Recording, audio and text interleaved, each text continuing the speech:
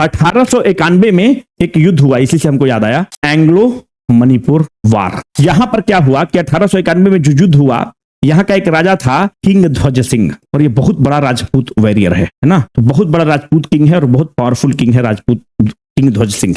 जो किंग ध्वज सिंह है वो अंग्रेजों से लड़ते रहता है और अपने कुछ सैनिकों के साथ बहुत बहादुरी से लड़ता है, पर ये कैप्चर हो जाता है। जब ये कैप्चर होता है तो अंग्रेज क्या करता है कि 1890 में बन रहा है और 1891 में तुम देखो कि एंग्लो मणिपुर युद्ध हो रहा है।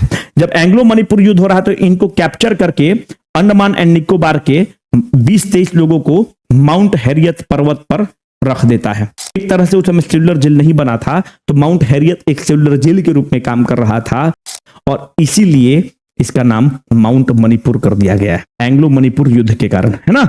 क्योंकि किंग ध्वज सिंह और उनके जो लड़ाके थे उनको माउंट हैरियत पर्वत पर रखा गया था। और क्यों? क्योंकि एंग्लो मणिपुर युद्ध में बहुत किंग ध्वज सिंह बहुत बहादुरी से लड़ते हैं और उनके सेनापति वगैरह भी बहुत बहादुरी से लड़ते हैं, पर किसी तरह छल से उनको कैप्चर कर दिया जाता है, माउंट हैरियत पर उनको बंदी बनाकर रखा जाता है, तो उनके सम्मान में माउंट हैरियत का नाम माउंट मणिपुर कर दिया गया है। इसको ध्यान रखना बाबू, पूछ सकता है। अब देखो, कुछ नाम को मोदी जीवा चेंज करते रहता है, तो मोदी जीवा अंडमान एंड निकोबार का एक रॉस आइलैंड है, रॉस आइलैंड का नाम कर दिया है बोस आइलैंड। तो तुम कैसे याद रखोगे? सिंपल है, Ross is equal to boss. Boss कौन था? बोस को बॉस कहते थे, तो तुम ऐसे याद कर सकते हो, बॉस को बॉस कहते थे। एक नील है, नील और शहीद राइमिंग वर्ड है, तो नील आइलैंड को हम लोग क्या कहते हैं?